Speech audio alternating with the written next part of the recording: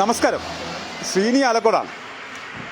മാതമംഗലം മുച്ചിലോട്ട് പെരുങ്കളിയാട്ടത്തിന് പോയിട്ട് വരുന്ന വഴിയാണ്. അപ്പോൾ റേരോത്ത് ഈ മക്കാമിൻ്റെ അടുത്തുള്ള ചായക്കടയിൽ ഇങ്ങനെ നിൽക്കുകയായിരുന്നു.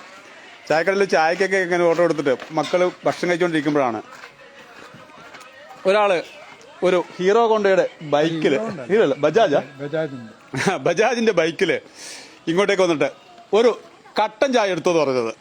അപ്പം ഞാൻ നോക്കിയപ്പോൾ ആള് സ്മാർട്ടാണ്. അപ്പം കട്ടൻ ചായ എടുത്തു എന്ന് പറഞ്ഞ ആള് പെട്ടെന്ന് എൻ്റെ അടുത്ത് വന്നു, ശ്രീനി ആലക്കോടല്ലേ എന്ന് ചോദിച്ചു. അപ്പോൾ എനിക്ക് സന്തോഷമായി. ഞാൻ സ്ഥിരമായിട്ട് വീഡിയോ കാണുന്ന ആളാണെന്ന് പറഞ്ഞു. അപ്പോൾ സാധാരണ ഇതിൽ സംസാരിക്കുമല്ലോ. അങ്ങനെ സംസാരിച്ചിരിക്കുമ്പോഴാണ് ഇദ്ദേഹം വരുന്ന സ്ഥലം അങ്ങ് പാലായിൽ നിന്നാണ് മനസ്സിലായത്. പാലായിൽ നിന്ന് ഈ 2018 മോഡൽ ബൈക്കുമായിട്ട് ആലക്കോട് എത്തിയ ഈ 70-കാരനെ പരിചയപ്പെടുത്താനാണ് ഈ രാത്രിയിൽ വരുന്നത്. ചോദിച്ചേട്ടാ, എന്നാണ് വിശേഷങ്ങള്? ഓ, സുഖമായിരിക്കും. 70 വയസ്സായൊന്നും പറയത്തില്ല കേട്ടോ, നല്ല ചെറുപ്പം. 70 ഈ പാലയിൽ നിന്നൊക്കെ ഈ ബൈക്ക് ഓടിച്ചിട്ട് വന്നു വരും. സാറിന് വരുന്നതാണ്. കാരണം ഞാൻ ഹീറോ ഹോണ്ട ഓടിച്ചു വരിക. ഇന്ന് ബജാജിന്റെ ബൈക്ക് ഓടിക്കാതെ. എത്ര മണിക്ക് അവിടുന്ന് വിട്ടു? അവിടുന്ന് ഒരു 9 മണിയായപ്പം രാവിലെ പാലയിൽ എവിടെയാ? പാലയും മരങ്ങാട്ടുപള്ളി. മരങ്ങാട്ടുപള്ളിയിൽ നിന്ന് 9 മണിക്ക് വിട്ടു. നല്ല ചൂടല്ലേ ഏട്ടാ? ചൂടില് ഓടിച്ചു. ക്ഷീണൊന്നും കാണുന്നില്ല മുഖത്ത്? ഒന്നുമില്ല, ഞാൻ ബൈപ്പാസ് സർജറിയും കൂടെ ചെയ്തയാളാ. കാര്യമായിട്ട്? കാണിക്കണ്ട. എത്ര വയസ്സുണ്ട്? 70 വയസ്സ്. 70 വയസ്സുണ്ട് അല്ലേ? ഇങ്ങനെ ബൈക്കൊക്കെ ബസ്സിന് വന്നാ പോരെ?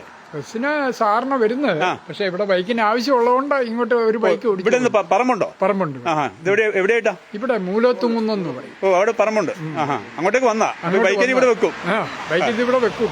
ഇത് എങ്ങനെയായിരുന്നു ഇങ്ങനെ ഈ ബൈക്കിന് വരാൻ തീരുമാനിച്ചത്? ഇപ്പോഴല്ല, നേരത്തേക്ക് വരുന്നു എന്ന് പറഞ്ഞത്? വരുന്നത് ഞാൻ ഈ കോവിഡ് സമയത്ത് ഒരു 10-12 പ്രാവശ്യമെങ്കിലും വന്നുപോയി ബൈക്കിന്. അന്ന് ബസ്സില്ലായിരുന്നു.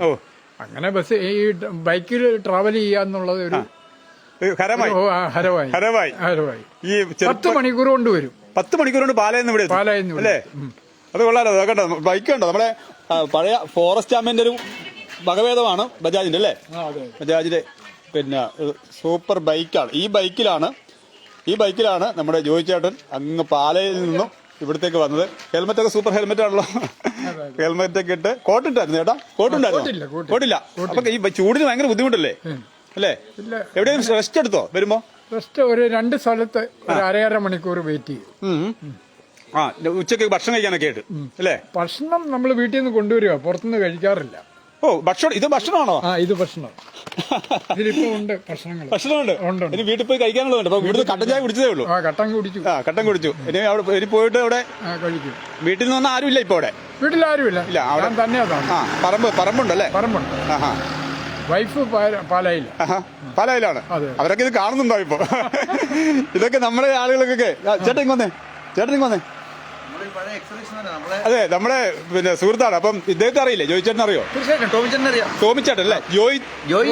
ജോയ് തോമസ് എന്നാണ്. ടോമിന്നാണ് ഞങ്ങൾ വിളിക്കാറ്. അങ്ങനെ വിളിക്കാറല്ലേ? ഇങ്ങനെ ഈ ബൈക്കിൽ വരുന്നത് കണ്ടിട്ടുണ്ടോ ഇതിനു മുമ്പ്? പുള്ളി എല്ലാ വണ്ടി എടുക്കുന്ന ആളാ. അല്ല, ഇങ്ങനെ ഇത്രയും ദൂരം ഞങ്ങളുടെ നാട്ടിലെ പല രാമൂരംകാരാണ്. പക്ഷെ പിന്നെ ഏകദേശം 50 തേർതല്ലി വന്നാണ് ഞങ്ങളൊക്കെ. ഇവര് ഏകദേശം ആ സമയത്തൊക്കെ ഇവിടെ വന്നതാണ്. പക്ഷെ പുള്ളി നാട്ടിൽ നിന്ന് ഇത്രയും ദൂരം ബൈക്ക് ഓടിച്ച് വരിക എന്ന് പറഞ്ഞാൽ അപ്രീഷിയേറ്റ് ചെയ്യും അല്ലേ? തീർച്ചയായും. 70 വയസ്സുകാര് തീർച്ചയായിട്ടും അല്ലേ?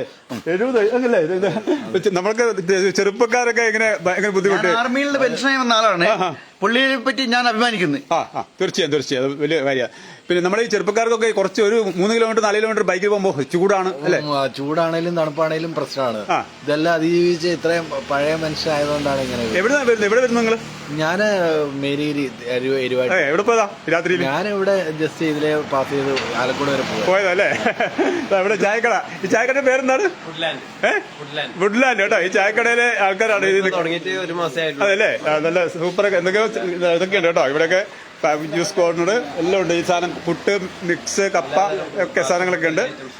അപ്പോ എന്തായാലും ഈ ഫുഡ് ലാൻഡിൽ നിന്ന് ചായ കുടിക്കാൻ തോന്നിയപ്പോൾ തന്നെ വലിയ കാര്യമായി. കാരണം ഇത്തരത്തിലുള്ള ഒരു മനുഷ്യനെ കാണാൻ കഴിഞ്ഞു. അതുപോലെ തന്നെ ഈ ചെറുപ്പക്കാരോട് എന്താ പറയാ? എനിക്ക് ചേട്ടൻ കാണുമ്പോഴേ എന്റെ ചെറുപ്പകാലം മുതലേ ഞാനൊരു 6 വയസ്സുള്ളപ്പം മുതലേ ഇവിടെ വന്നതാ, ഈ കണ്ണൂർ ജില്ലയിൽ. ഞാൻ മണക്കടവെന്ന് പറയുന്ന സ്ഥലത്ത് നിന്ന് നടന്ന് ആ. ആലക്കോട് സ്കൂളിലാണ് പഠിച്ചത്. ആ 18 കിലോമീറ്റർ. ഓ അപ്പൊ ഏത് വർഷം SSLC കഴിഞ്ഞിട്ടുണ്ടാകുക? SLC കഴിഞ്ഞ ഓർമ്മയുണ്ടാവില്ല. ഇല്ല. ആ ഓക്കെ ഓക്കെ. ആ അപ്പം അത് നമ്മൾ ആലോചിക്കണം. ആ ഓക്കെ ഓക്കെ ഓക്കെ. അപ്പൊ നടന്ന് പഠിച്ചാണ് അല്ലേ? ഞാൻ താബൂറിൽ നടന്ന് കാർത്തൂരത്ത് വന്നിട്ടാണ് സ്കൂളിൽ പഠിച്ചത്. ആ ആ അന്ന് ഞങ്ങള് ഈ ഒരു 12-15 കിലോമീറ്റർ നടന്നാ പഠിച്ചത്. ആ അന്നത്തെ ആ നടത്തത്തിന്റെ ഒരു മഹിമയാണ്. മഹിമയാണ് ഇപ്പോഴത്തെ എനർജി അല്ലേ? എനർജി. എനർജി. എന്തായാലും ഈ വണ്ടിയാണ്. പോരായോ? പോരായി അല്ലേ? ആ ഇന്ന് മോനെ. ആ ഓക്കെ ചേട്ടാ. നല്ല ഒന്ന് സന്തോഷം കണ്ടതില്ല കാര്യം. പിന്നെ മക്കളൊക്കെ ഉണ്ട്. അവരൊക്കെ ഒരു ചായ കുടിച്ചിട്ട് നിൽക്കുകയാണ്. ഇങ്ങനെ കല്യാണം കുഞ്ഞു പോന്നേ. നമ്മുടെ ചേട്ടനെ കണ്ടപ്പോഴേ എന്ത് തോന്നുന്നു? ആ ഇങ്ങനെയുള്ള ആളുകൾക്കൊക്കെ അല്ലേ? ആ ഇത് കണ്ടില്ലേ? ചേട്ടൻ പോവാണ് അല്ലേ? അപ്പൊ വളരെ സന്തോഷം.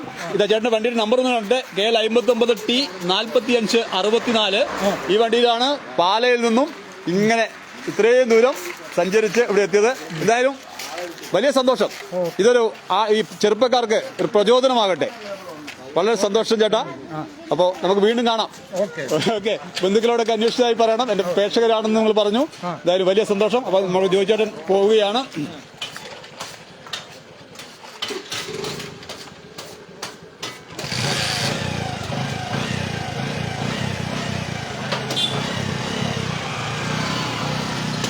ഓക്കെ. ചേട്ടന്റെ യാത്ര തുടരുകയാണ്. ഇത്തരത്തിലുള്ള ആളുകൾ അവരുടെ ആ എനർജി അത് നമുക്ക് ഒരു വലിയ പ്രചോദനം തരുന്ന ഒന്ന് തന്നെയാണ്.